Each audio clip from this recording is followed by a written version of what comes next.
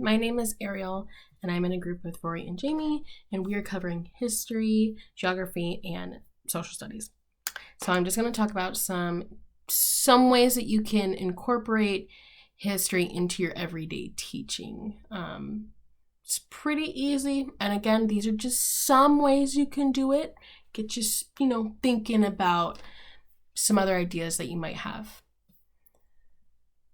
There are so many aspects of history, and teaching it's so critical to the way that we do it for our students, because it's really easy for students to not understand it, or maybe just not even retain it. We have to realize that history is more than just sharing a story. It's also how you can share your story. There are so many aspects of history and how it was passed through so many centuries.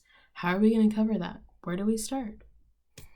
I'm just going to share some tips when it comes to breaking down lessons or maybe a certain aspect of history and somehow, some way to incorporate that into a classroom. One way to think of comprehending a historical account, and the other is creating a historical account. So, in other words, first, you're listening to stories, and the second part is storytelling. Listening to the telling. Absorbing is a process of exposure to narratives others have constructed.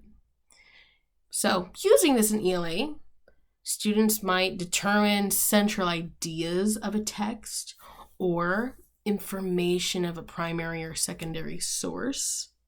Pop quiz.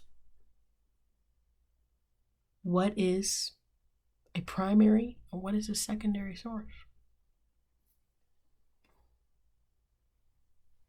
Another would be drawing evidence from informational text to support analysis, reflection, and research.